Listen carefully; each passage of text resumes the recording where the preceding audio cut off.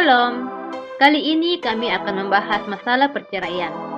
Masalah ini perlu kami angkat karena saat ini semakin banyak orang Kristen yang bercerai dan itu adalah hal yang sangat tidak disukai oleh Allah. Sebelum kami lanjut ke pembahasan masalah perceraian ini, saudara bisa mengklik like dan subscribe jika Anda menyukai topik-topik pembahasan seputar kekristenan. Sekarang, kita kembali ke topik perceraian. Kenapa banyak orang Kristen yang melakukan perceraian? Padahal itu sangat dibenci oleh Allah. Kenapa juga ada gereja yang memfasilitasi hal seperti ini?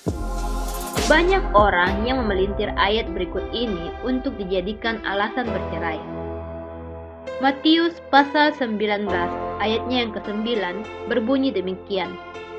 Tetapi aku berkata kepadamu, barang siapa menceraikan istrinya, kecuali karena zina, lalu kawin dengan perempuan lain, ia berbuat zina. Jadi, mereka beralasan kalau pasangannya sudah berzina, mereka boleh bercerai. Ayat ini sama sekali tidak memperbolehkan seseorang bercerai. Ayat ini berbicara tentang dosa zina. Seseorang yang sudah bercerai akan dianggap berzina jika dia menikah lagi. Tetapi dia tidak dianggap berzina jika dulu dia bercerai karena pasangannya berzina. Jadi tujuan ayat di atas adalah menekankan agar mereka yang sudah melakukan dosa cerai tidak lanjut lagi melakukan dosa zina dengan menikahi orang lain. Di dalam Alkitab, Allah memandang penyembahan berhala bangsa Israel sebagai perbuatan zina dengan ilah lain. Ini tertulis dalam Hosea pasal 9 ayatnya yang pertama. Janganlah bersukacita, hai Israel. Janganlah bersorak-sorak seperti bangsa-bangsa, sebab engkau telah berzina dengan meninggalkan Allahmu. Engkau telah mencintai upah sundal di segala tempat penggirikan gandum. Namun, Allah tidak pernah membatalkan janji yang dibuatnya dengan bangsa ini. Bahkan pembuangan ke segala bangsa pun tidak membuat Allah membatalkan janjinya. Allah menubuatkan akan membawa mereka kembali dari segala bangsa untuk masuk ke tanah perjanjian. Ini dinubuatkan di dalam Amos pasal 9. Dalam ayat ke-9 dituliskan, sebab sesungguhnya aku memberi perintah dan aku mengiraikan kaum Israel di antara segala bangsa seperti orang mengiraikan ayat, dan sebiji batu kecil pun tidak akan jatuh ke tanah. Namun, ayat ke-14 menuliskan pemulihan bangsa ini. Aku akan memulihkan kembali umatku Israel. Mereka akan membangun kota-kota yang licin, tandas, dan mendiaminya. Mereka akan menanami kebun-kebun anggur dan minum anggurnya. Mereka akan membuat kebun-kebun buah-buahan dan makan buahnya. Jadi Allah selalu setia dengan janjinya atas bangsa Israel, walaupun bangsa ini berkali-kali melakukan kejahatan dan berpaling dari Tuhan. Jadi hanya karena pasangan sudah berzina, bukan berarti Allah mengizinkan perceraian. Begitu juga jika pasangan berubah menjadi jahat dan sering bermain kasar. Itu tidak bisa menjadi alasan untuk bercerai. Dan ada tertulis, barang siapa tidak mengampuni, dia tidak akan diampuni. Jadi jangan memandang enteng perceraian. Itu bukan sekadar perkara berpisah dengan pasangan Anda. Itu bisa saja menjadi perkara sorga dan neraka bagi yang melanggarnya. Setiap orang Kristen yang menikah akan mengucapkan janji setia di hadapan Allah. Jadi setiap pasangan mempunyai nazar di hadapan Tuhan, dan barang siapa bercerai akan melanggar nazarnya tersebut. Seperti yang sudah kami sebutkan sebelumnya, perceraian bisa menjadi indikasi bahwa mereka yang bercerai belum hidup di dalam keselamatan yang berasal dari Kristus. Jika mereka ada pada pihak yang menderita karena perbuatan pasangannya, maka perceraian bisa menjadi indikasi bahwa mereka berhenti berharap bahwa pertolongan Tuhan akan datang. Atau lebih parah lagi, mereka benar-benar tidak bisa mengampuni pasangannya. Mana saja yang terjadi, itu akan menunjukkan bahwa buah roh tidak bertumbuh dalam diri orang tersebut. Dan ada tertulis bahwa setiap pohon yang tidak menghasilkan buah yang baik akan ditebang dan dibuang ke dalam api. Lalu bagaimana jika mereka ada pada pihak yang fasik? Mereka mau bercerai karena pasangan sudah tidak kaya, tidak tampan atau tidak cantik, atau ada yang lebih baik dari pasangannya saat ini. Ini tentu adalah indikasi bahwa orang tersebut lebih menyukai dunia dibandingkan firman Tuhan. Dia lebih memilih harta atau kepuasan seksual dibandingkan setia dengan janji yang dibuatnya di hadapan Allah. Jelas, mereka tidak berbuah di dalam pertobatannya. Mereka lebih memilih untuk memuaskan kedagingan daripada mengusahakan buah roh. Mereka sudah tidak taat pada perintah, tidak takut pada hukuman, tidak mempunyai kasih terhadap pasangan, tidak mempunyai kesetiaan pada janji, tidak bisa mengendalikan diri, dan masih banyak pelanggaran lainnya. Jika mereka terus mempertahankan hal seperti ini hingga akhir hidupnya, maka firman Tuhan berkata, mereka akan binasa. Jadi jika Anda adalah seorang pasangan yang mendapat perlakuan buruk dari pasangan Anda, maka satu-satunya jalan yang bisa Anda tempuh adalah tinggal di rumah yang berbeda dengan pasangan Anda. Jangan menceraikan mereka. Kalau Anda adalah seorang istri dan suami Anda memerintahkan Anda untuk kembali sedangkan dia belum merubah kelakuannya, maka lebih baik Anda tidak mengikuti kemauannya. Suami yang tidak takut pada Tuhan akan fasik kelakuannya, dan firman Tuhan mengajarkan kita agar kita tidak tinggal bersama orang-orang yang fasik, karena itu akan mendatangkan kemalangan bagi kita. Tapi tentunya Anda jangan hanya meninggalkan pasangan Anda. Anda harus terus mendoakan agar pasangan Anda ditolong oleh Tuhan. Jadi jangan berhenti berharap pada pertolongan Tuhan. Lalu bagaimana jika pasangan Anda ngotot menceraikan Anda? Setidaknya perceraian itu terjadi bukan atas kehendak Anda. Sekarang yang menjadi pertanyaan adalah, bolehkah Anda menikah lagi jika pasangan Anda sudah menceraikan Anda dan dia menikah dengan orang lain? Mungkin Anda tidak akan menyukai jawabannya, tapi seharusnya Anda tidak ikut-ikutan menikah seperti pasangan Anda. Kenapa? Perhatikan kedua ayat berikut ini.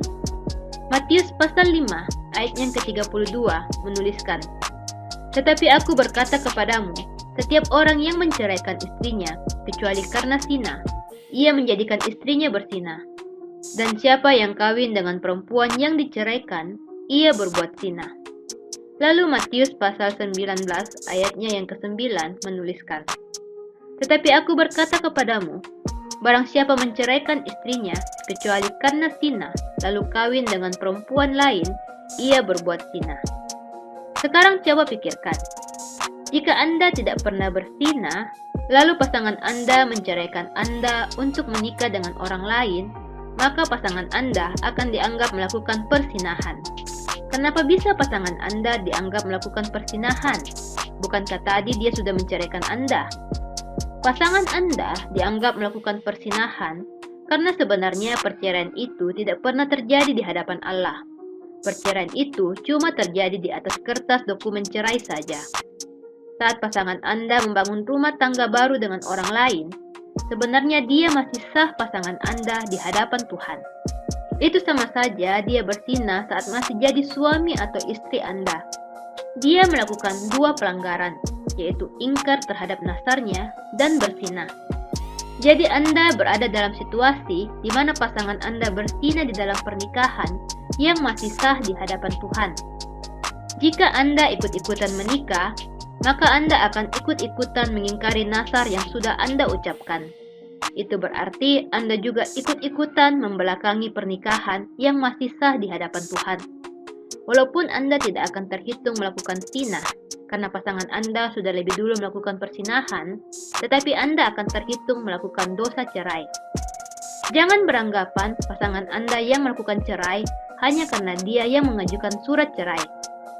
Di dalam bahasa Yunani, kata cerai ini dituliskan sebagai apolio, yang artinya adalah melepaskan ikatan. Ikatan pernikahan yang sebenarnya bukanlah surat nikah, tetapi nasar di hadapan Tuhan. Siapa saja yang melanggar nasar ini akan dianggap melakukan dosa cerai. Semua ini terjadi karena hukum Tuhan sudah sangat jelas mengatakan bahwa apa yang dipersatukan oleh Allah tidak boleh diceraikan oleh manusia. Saat ini memang ada beberapa gereja yang merestui pernikahan kedua dari orang yang sudah bercerai. Katanya alasan mereka melakukan itu adalah untuk mencegah zina atau kumpul kebo. Ini adalah alasan yang aneh, karena Alkitab dengan jelas menuliskan di dalam Matius pasal 19 ayat yang ke-9 bahwa mereka yang bercerai lalu kawin dengan perempuan lain akan dianggap berbuat zina. Kata kawin di sini memakai bahasa Yunani gamese dari kata gameo yang artinya mengajak menikah atau mengambil istri. Jadi pemberkatan nikah yang dilakukan oleh gereja tidak akan mengubah status dari pernikahan kedua tersebut. Tetap saja pernikahan kedua itu adalah sebuah persinahan. Seharusnya gereja tidak memberi jalan bagi persinahan ini agar jemaat berpikir jutaan kali sebelum bercerai. Mereka yang mau bercerai pasti berpikir keras jika hanya ada 3 opsi ini yang tersedia. Pertama, berpisah dan tidak menikah lagi sampai salah satunya meninggal. Kedua, berpisah dan kumpul kebo secara terang-terangan. Ketiga, murtad, cari agama yang bisa memenuhi hawa nafsu mereka. Kita sama sekali tidak mau mendorong orang untuk murtad. Kita mendorong orang untuk menaati firman Tuhan di dalam hidup mereka. Jika ada di antara warga jemaat yang menolak untuk menaati firman Tuhan, lalu apa gunanya mengaku sebagai Kristen? Tuhan Yesus mengatakan, bukan setiap orang yang memanggil Dia sebagai Tuhan yang akan masuk ke dalam hidup yang kekal, melainkan mereka yang melakukan kehendak Bapa di sorga.